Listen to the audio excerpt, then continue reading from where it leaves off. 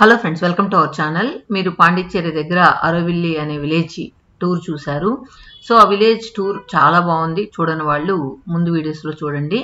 ఇప్పుడు మేమైతే అక్కడ కంప్లీట్గా విలేజ్ టూర్, అక్కడున్న స్వరం అంటే న్యాచురల్గా స్టోన్తోనే సప్తస్వరాలు పలికించే ఒక ప్లేస్ ఉంది. అది అన్నీ కూడా చూసేసి మళ్ళీ రిటర్న్ పాండిచ్చేరి బయలుదేరామన్నమాట. సో పాండిచ్చేరి అంతా కూడా బీచెస్తో నిండిపోయి ఉంటుంది. ఇక్కడ చూసారా క్యాప్ లాగా ఉంది కదా, ఇది యాక్చువల్గా పోలీస్ స్టేషన్. సో ఇక్కడ పోలీసులు అందరూ కూడా ఇలాంటి క్యాప్సే పెట్టుకుని ఉంటారు. మనం అక్కడ గమనించినట్లయితే రౌండ్గా రెడ్ క్యాప్స్ పెట్టుకుని ఉంటారనమాట. సో అది డిఫరెంట్గా అనిపించింది చూడంగానే. ఇప్పుడు మనం పాండిచ్చేరిలో కొన్ని స్ట్రీట్స్ చాలా బాగుంటాయి.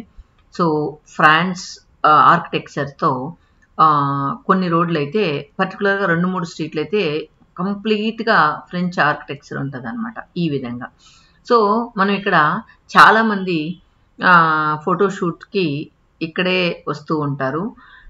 ఈ స్ట్రీట్లోనే ఎక్కువగా ఫోటో చూడండి, వీళ్ళకి కపుల్ షూట్ ఏదో జరుగుతూ ఉంది.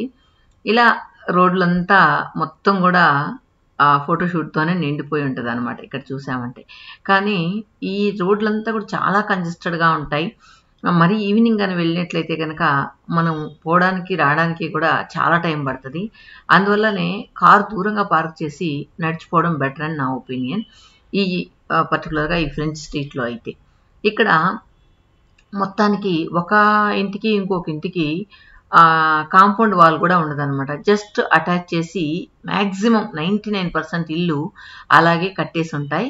కానీ చూడ్డానికి మనం ఇండియాలో ఉన్నామా లేదా ఫారిన్లో ఉన్నామా అనేలాగా అనిపిస్తూ ఉంటాయి. ఇక్కడున్న ఫ్రెంచ్ స్ట్రీట్స్ని మనం చూసినట్లయితే.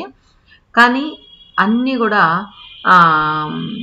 డిఫరెంట్ ఆర్కిటెక్చర్స్తో, ఫ్రెంచ్లోనే డిఫరెంట్ స్టైల్ ఆర్కిటెక్చర్స్తో బాగుంటాయి.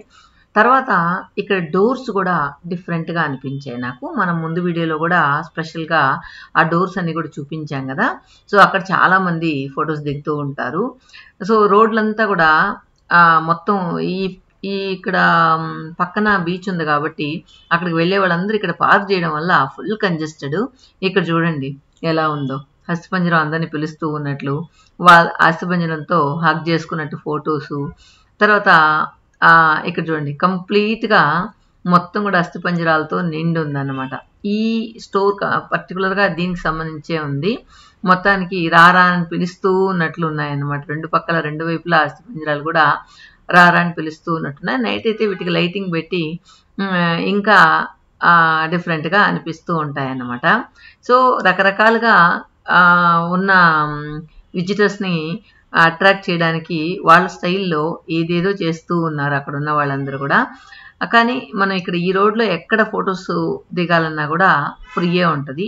సో ఈవెన్ షాప్స్ దగ్గరైనా బయట వాళ్ళు డిఫరెంట్గా డిజైన్ చేసిన ఫర్నిచర్ ఉంటుంది, దాని మీద కూర్చొని ఫొటోస్ దిగాలన్నా కూడా ఫ్రీ అనమాట. కొన్ని దగ్గరలో ఏంటంటే ఫొటోస్ తీసుకోవాలంటే ఛార్జ్ చేస్తారు.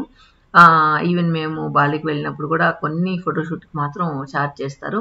కానీ అలా కాదు, ఇక్కడ అన్నీ కూడా ఫ్రీ ఉంటుంది అనమాట. ఇక్కడ చూడండి కార్నర్లో హట్ లాగా ఉండి ఎంత బాగుందో ఇది హోటల్, చాలా బాగా అనిపించింది.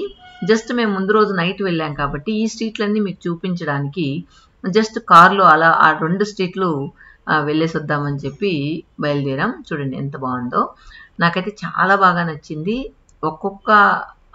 కాకపోతే ఇక్కడ ఇళ్ళన్నీ కూడా మ్యాక్సిమం హోటల్ చేసేస్తున్నారనమాట. సో అన్ని హోటల్ చేసేసి రెసిడెన్షియల్ చాలా తక్కువ ఉన్నాయి. సో ఇక్కడ ఏంటంటే కమర్షియల్గా ఎక్కువగా రెంట్ వస్తుంది కాబట్టి వీళ్ళందరూ ఏంటంటే ఇక్కడ రెంట్కి ఇచ్చేసి వెనకాల వైపు వైట్ స్ట్రీట్ అలా ఉన్నాయన్నమాట, అక్కడికి వెళ్ళిపోతూ ఉంటారనమాట. ఇప్పుడు ఇక్కడి నుంచి మనం స్ట్రైట్గా వెళ్తే మనం బీచ్ని చూడొచ్చు. సో ఇక్కడ ఎదురుగా కనిపించేదే రాక్ బీచ్. సో ఇక్కడ చాలా రకాల బీచ్ ఉన్నాయి. మేమైతే 2 బీచ్లు కవర్ చేసాం. ఒకటి మెరీనా బీచ్ అండ్ రెండోది రాక్ బీచ్, ఆ 2. కానీ ఈ రాక్ బీచ్ చూసి తర్వాత నెల్లూరులో నెల్లటూరు బీచ్ అనే ఒకటి మన రైతుబిడ్డ నిర్మారెడ్డి ఛానల్లో లోడ్ చేశాను కదా. అప్పుడు ఏంటంటే ఓ పాండిచ్చేరిలో రాక్ బీచ్ కోసం ఎంత దూరం రావాలా, మన నెల్లూరులోనే ఉంది కదా అని చెప్పి మొన్న లాస్ట్ వీక్లో నెల్లూరు వెళ్ళినప్పుడు నెల్లటూరుపాలెం అనే దగ్గరికి వెళ్ళి ఆ రాక్ బీచ్ కూడా మీతో షేర్ చేయడం జరిగింది. చూడని వాళ్ళు రైతుబిడ్డ నిర్మలారెడ్డి ఛానల్లో ఆ రాక్ బీచ్ ఎలా ఉందనేది మనం చూడొచ్చు. సో కంప్లీట్గా ఇక్కడ పాండిచ్చేరి కంటే కూడా నెల్లూరులో చాలా బాగా అనిపించింది రాక్ బీచ్ అయితే. కానీ ఆ బీచ్ ఇక్కడంతా లోతుగా ఉంది, అక్కడ ఏంటంటే ఫ్లాట్గా ఉండడం వల్ల మనం వెళ్ళి మునగడానికి కొద్దిసేపు పిల్లల్ని ఆడించుకోవడానికి నెల్లూరులోనే ఇక్కడికంటే కూడా చాలా బాగా అనిపించింది నాకు. సో మొత్తం ఈ స్ట్రీట్స్ అంతా కూడా చూస్తూ వచ్చేయండి, మళ్ళీ మనం మాట్లాడుకుందాం.